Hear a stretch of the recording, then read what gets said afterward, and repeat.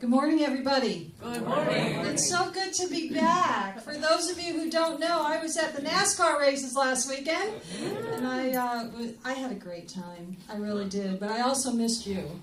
I heard that we had a wonderful speaker. Our speaker felt something different, but just teasing. She did a great job. I heard back from many of you, and I appreciate you stepping in. So thank you very much, Elisa. Before I get started on the lesson about denials and affirmations, because this is the crux of my spiritual practice, and it comes from that book, Lessons in Truth by Emily Cady.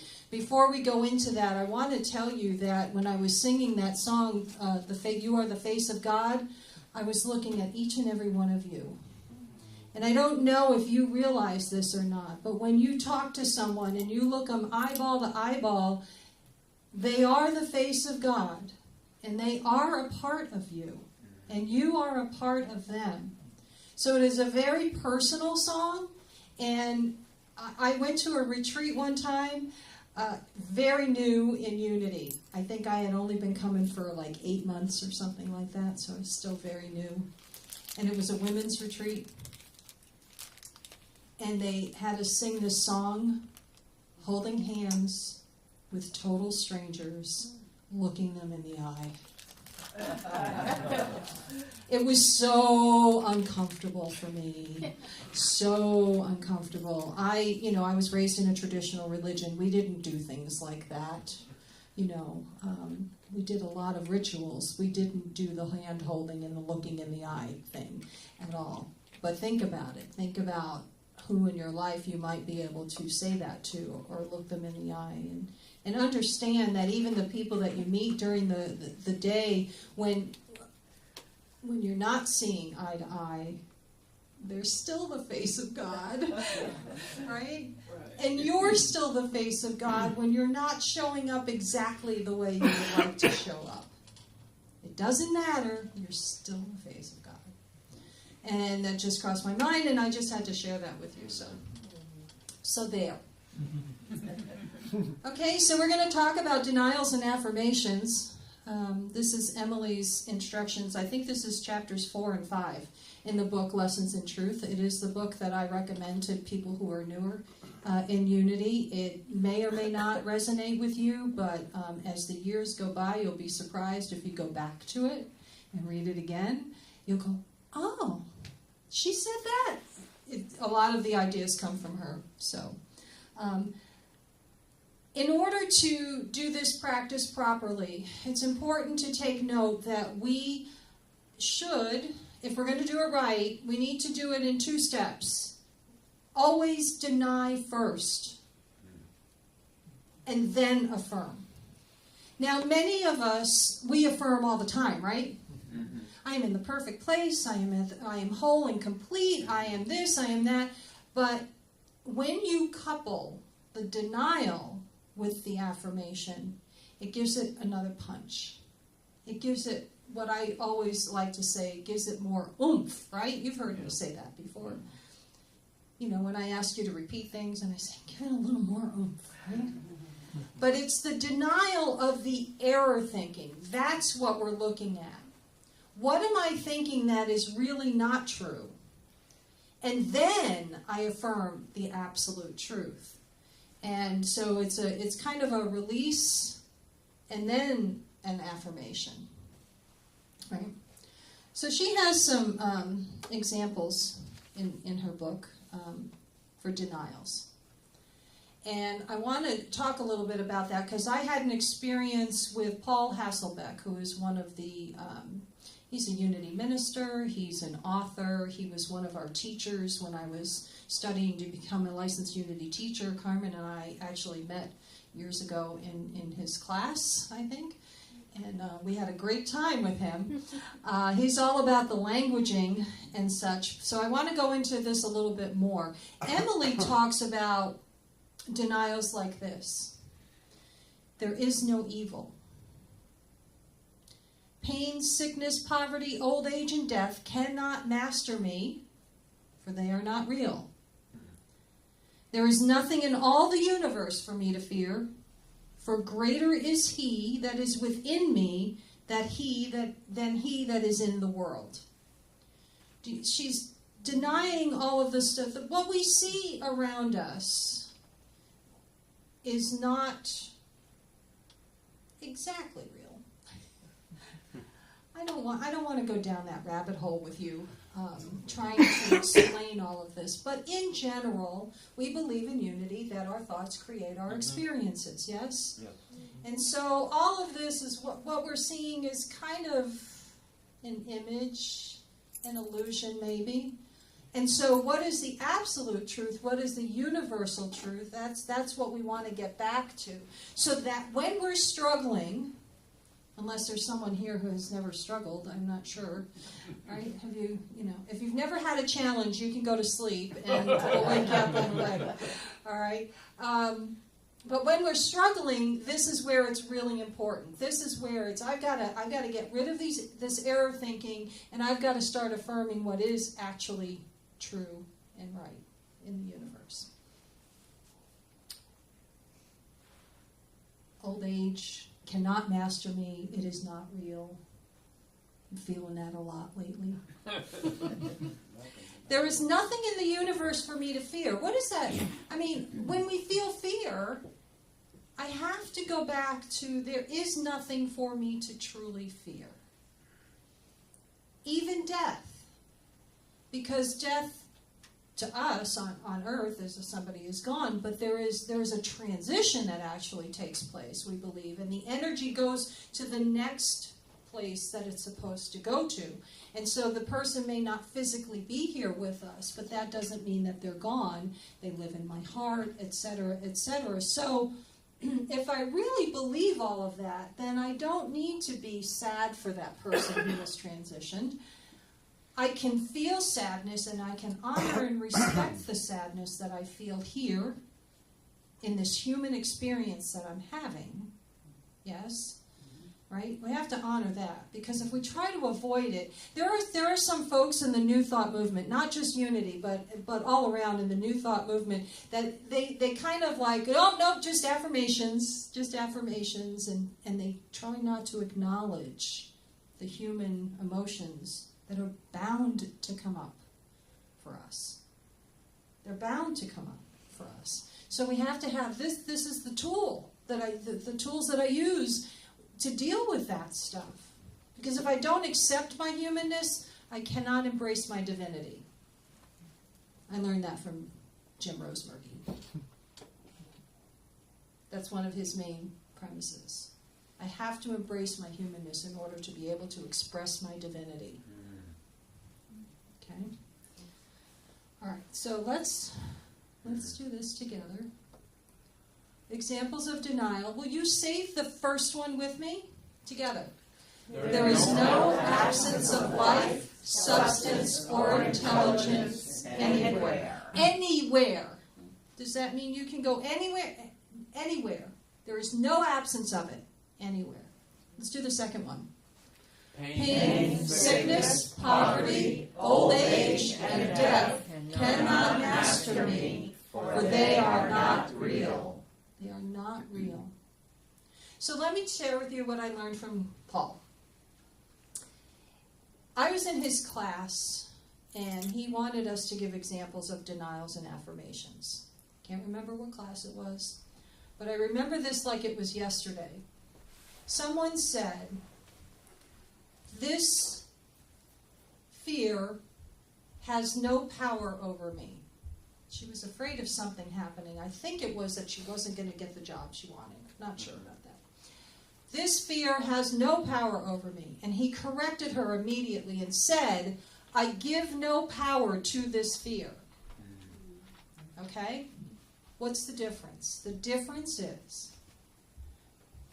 if I say this fear has no power over me, then you might be indicating that it could. But if I say I give no power to this fear, then the fear has no power whatsoever. It's up to me. Do I give it power or do I not give it power? Get it? Yeah. Languaging is everything. Yes, ma'am. So I have a question. I'll give give an example, and you tell me if this sounds effective. There was a gal I knew that she'd say, I'm a loser magnet. And a few times I tried to call her on it, and she just didn't seem to know where I was going with it, so I let it go. But in transformational kinesiology, there's a balance that says, I no longer believe or feel that I am a loser magnet, or whatever her saying was. Instead, I attract the mate of my choice, or, mate of my love of my life, whatever. Does that sound like an effective denial, or is that... Not to me. No? Okay. Because it indicates to me that I could be a loser magnet. That's the way I'm reacting, and this is just a personal opinion. So the I no longer believe or feel is not an adequate denial? No. Because it gives it, not to me. And again, this is, what I share with you all is my interpretation. You may feel differently. Mm-hmm. Okay? But let me say this. When I first came to Unity, I would have described to you, I would have said to you, I came in and I was broken. I do not say that anymore. I felt broken. I was never broken. I don't believe I was ever broken. My thoughts created this whole image inside of me of who and what I was. I was a loser when I got to Unity in December of 2009. Okay? That's how I felt. Wasn't true, but I felt that way, and it was very real for me. But it's a good affirmation, and it works for people, or denial. It works for some people, but I think we can take it a step further. What would be a good step further? How would you word it? I never was a loser magnet. It's their loss. Something to that effect, right? But I never was. What I am firm about with these denials is that we need to erase the error thinking completely. So I don't want to leave any windows open. I don't want to do any of that. Okay? Emily suggests that we repeat these denials without strained anxiety in order to get something out of it. How many times have we done things going, okay, so the law of abundance, if I give, I receive. Okay, so I'm going to give X number of dollars so that I'll get more back, right? That's not how it works. It's more about, I do it because it works without caring what comes in return. Without strained anxiety. It takes practice. That's what I'm getting at. Give no power to. So let's move to affirmations. She's got a few here. God is life, love, intelligence, substance, omnipotence, omniscience, omnipresence. I am a child or manifestation of God, and every moment His life, love, wisdom, power flow into and through me. Whew, think about that. As a child of God, God's love, wisdom flows through me. I'm smart. You're smart. You're wise. Loving, right? You know why you're loving? Because you are love with a capital L. Right? We sang about peace earlier. I'm peaceful because I am peace. I can be, if I so choose, I can be the peace in the midst of the storm. Do I always choose that? Better than I used to be. But I can do that. Let's see what else. Nothing can hurt me or make me sick or afraid, for spirit is God, and God cannot be sick, hurt, or afraid. So, the famous phrase, I am. Right? Whatever you fill in after the words, I am, you're calling God. Now, unity. Repetition here. We do not refer to God as a separate being up in the sky looking down upon us, zapping us with blessings and zapping us with problems. Oh, zap, I got that all wrong, didn't I? That's not what we believe that God is a presence, an energy within us. So sometimes it's hard when we read these things to not think of God as a separate being. Emily came from a time when languaging was a little bit different, and they were still talking about God as He and His love and His wisdom. So we've taken it, now that we're in the year 2018, almost 2019, we're taking it to a different level, and we're really looking at the wording even more. And that's something I love about unity, is that we do not need to stick with old wording if we don't feel it fits anymore. If our spiritual journey has allowed us to evolve to a new understanding, let's go with it. God is unchanging. Maybe. Right? Okay. So let's look at this one. Will you say this with me? The first one. I am one with God and am governed by His law. The second one. I am spirit, perfect, holy, harmonious. Okay, so how many of you get up in the morning, look in the mirror and say, I am spirit, perfect, holy, harmonious? Sometimes. I knew there would be one. Yeah. Try that. Think about it. Do I really believe this? Or do I believe this about other people, but not about me? And I bring that up because that's what I did for many, many years. If I was trying to do any kind of self-help work whatsoever, if I was trying to get help from other people, I would kind of sit back and judge, and I would think, they're going to get it and I'm not. You know? And that would prevent me from opening up to learning what was actually being taught, because I'd be so caught up in appearances. I use this phrase a lot. Have you ever heard people say, I compared my insides to their outsides? Right? So if somebody drives up in a really nice car and they walk in here and they're dressed up very nicely and all that stuff, and they sit down, my mind automatically assumes that everything is just perfect in their lives. It's not even that everything is okay with them. It's that everything is perfect in their lives. Right? Everybody's dealing with something. Everybody's dealing with something. And so my mind kind of jumps right away, and I have to kind of reel it back in again. So, but I am spirit. I am perfect. I am holy. I am harmonious. In this moment, you can add that phrase at the end if you'd like, if that helps you to understand.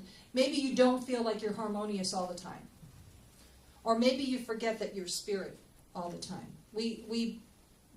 I believe we're spiritual beings having a human experience, not the other way around. Right? Yeah. Okay.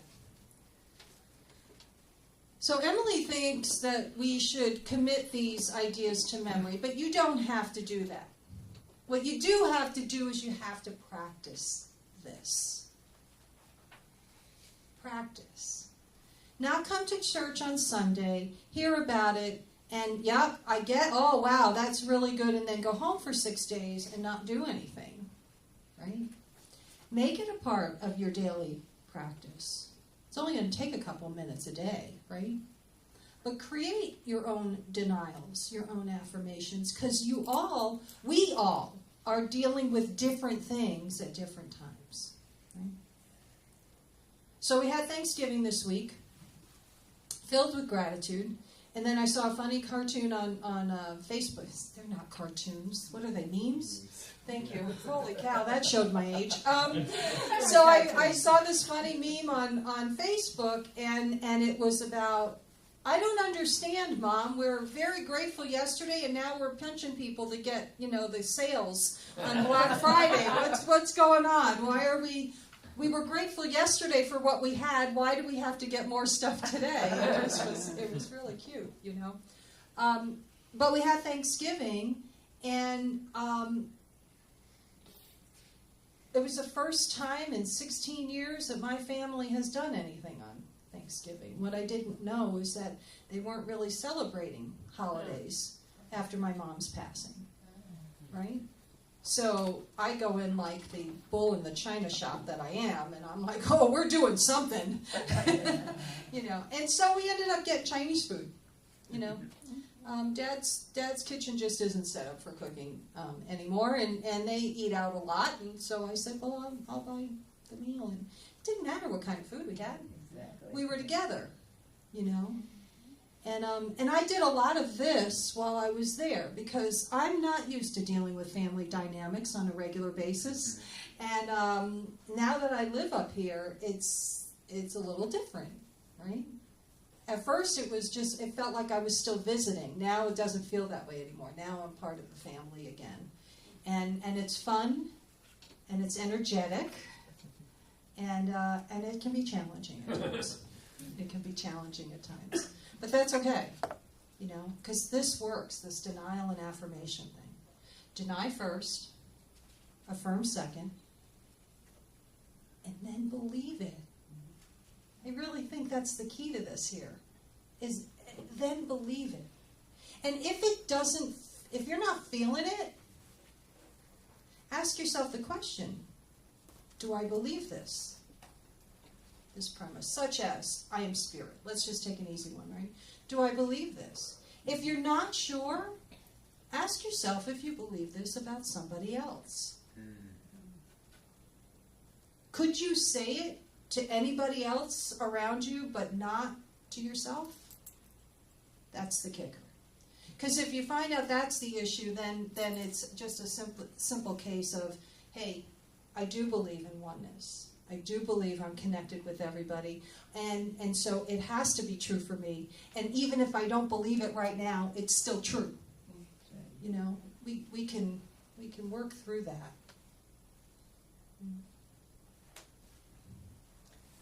Practice everywhere until we realize our divinity and no longer consciously need to depend on them. You practice this enough, your consciousness is going to shift. And when your consciousness shifts, look out. Big things are going to happen. You're going to move to New England. Become a spiritual leader of a Unity Church that moves within a couple of months of being hired. That's what happened. Anything is possible. Anything is possible, right? Denials and affirmations. Deny first. Deny that error thinking. And if you're not feeling it, it's still understand. I really think it helps that tool, that trick of using it for, could I tell this to somebody else? Could Joe help Jason? Right? Could Jason help Joe? Dimitri and I, you know, yes, I can say it to my friend, to my husband, to my daughter. Why can't I say it back to myself? I do believe it. And after a couple of weeks of doing this, I believe that it will be a part of you. After 3 or 4 weeks, look out, world.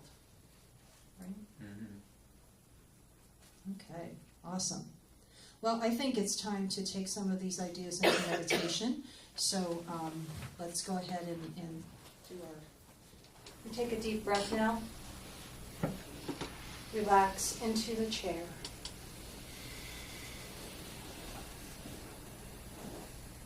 Breathing into your heart space.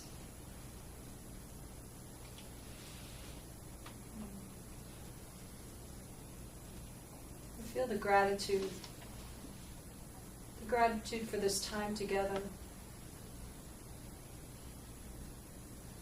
Learning about ways in which to enhance our spiritual journey.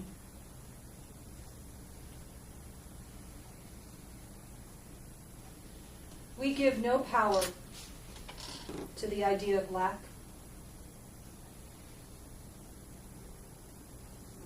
We deny that lack exists.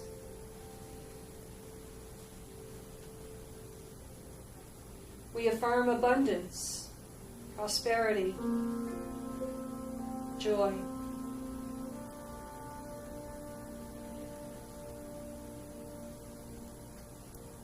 I give no power to the idea that I am less than perfect.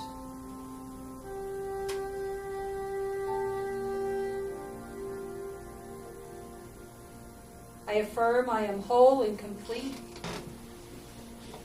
here and now.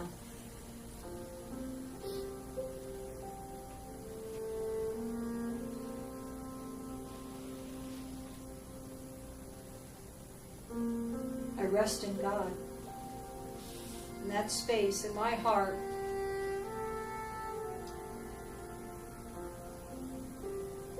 secret place of the Most High.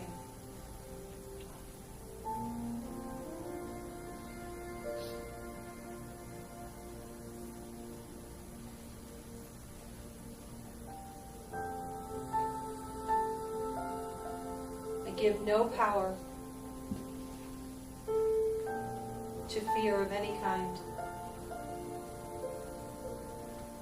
And I affirm I am courage, I am strength, I am love.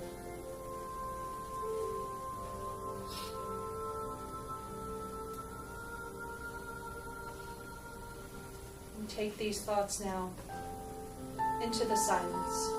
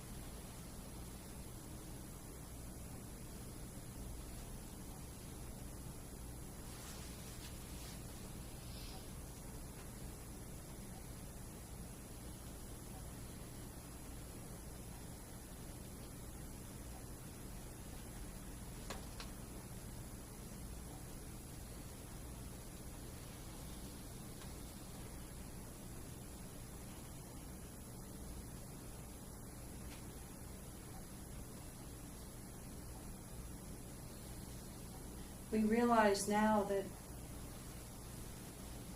this is what works.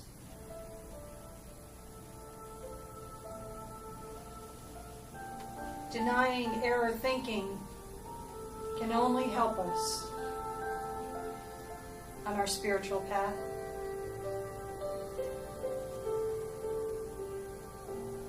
And coupling that with affirming what is our absolute truth can only enhance the journey.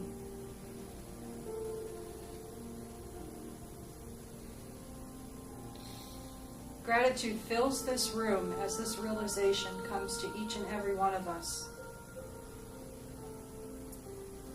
The love overflows.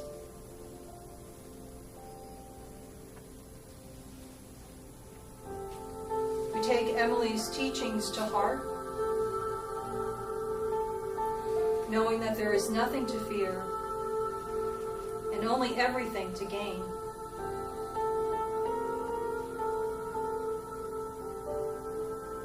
We are ready. We deny error thinking, we affirm wholeness. We are complete.